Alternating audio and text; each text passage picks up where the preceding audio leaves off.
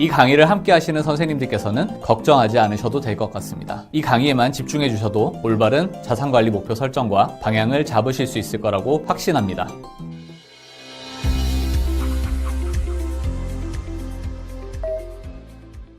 두 가지 형태 중 어떤 형태로 가입하는 것이 좋을까요? 제가 결론을 먼저 말씀드리자면 20대에서 40대 초반의 나이대에는 비갱신형으로 가입하시더라도 납입하는 보험료 부담은 그리 높지 않습니다. 그 이후의 나이대에는 20년 또는 30년 정도로 납입하는 비갱신형 보험의 보험료는 매우 큰 부담으로 다가올 수 있습니다. 그렇기 때문에 흔히 가성비를 따진다고 했을 때 지금 당장 납입해야 하는 보험료에 대비해 받을 수 있는 보장의 범위와 그 크기가 상대적으로 높은 갱신형이 효율적일 수 있습니다.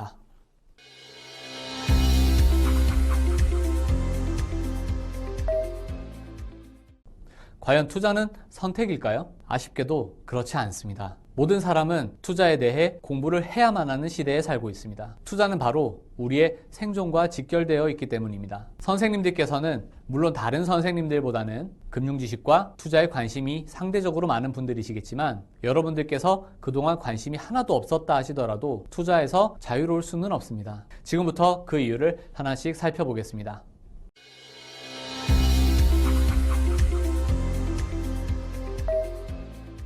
주식시장인 코스피의 변동성이 안정적으로 우상향하는 국채의 변동성보다는 훨씬 크다는 것을 잘 알고 있습니다. 만약 이렇게 변동성이 서로 다른 두 자산에 금액을 정확히 반으로 나누어 투자하면 어떻게 될까요? 포트폴리오의 수익은 사실상 코스피 지수의 흐름과 거의 유사하게 움직일 가능성이 매우 높습니다. 주식과 국채만을 가지고 리스크 배분을 한다면 주식의 비율이 20%, 국채의 비율을 80% 정도로 나누어야만 두 자산군 간의 리스크 비율이 50대 50에 가까워집니다. 우리는 사계절 포트폴리오를 이렇게 리스크를 최대한 균등하게 배분해야 합니다. 또한 우리는 미국인 레이 달리오가 만든 사계절 포트폴리오를 그대로 적용하기에는 투자하는 시장이 다르기 때문에 이를 한국형으로 조금 수정해 보았습니다.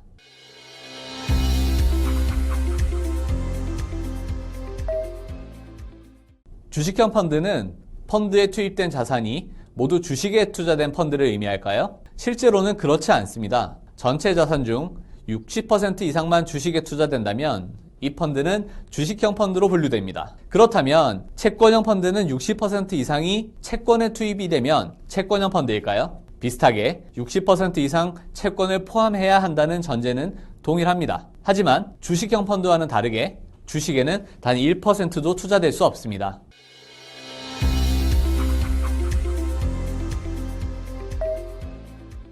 펀드 투자를 할 때에는 손절매가 중요합니다. 손절매란 주가가 끝없이 하락할지 모르는 상황에서 원금이 회복되기만을 하염없이 기다리지 않고 내가 정해둔 기준에 따라서 보유한 주식이나 펀드를 모두 매도를 하고 손실을 일단 현재 시점의 수준에서 제한하는 개념입니다. 3년에서 5년 동안 장기 보유하게 되는 경우가 있는데 사전에 손절매 원칙을 정해서 운용을 하게 되면 추가적인 손실 위험을 최소화할 수 있습니다. 내버려 두면 언젠가는 원금까지 돌아오더라. 그런 다른 선생님들의 경험담은 순전히 운이 좋았기 때문일 뿐입니다.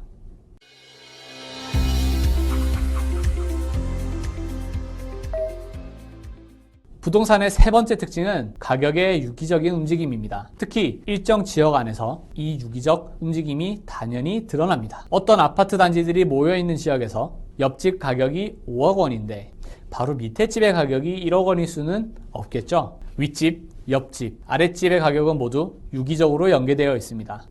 또한 인근에서 가장 좋은 아파트의 가격이 5억 원인데 가장 안 좋은 아파트의 가격이 절대로 5억 원을 넘을 수는 없는 것도 마찬가지입니다. 부동산의 가격은 집과 회사의 거리인 직주 근접성, 교통 편의성, 학군, 상권, 자체적인 상품성 등 모든 요소들이 종합적으로 시장에서 평가되어서 그 가치가 인정됩니다.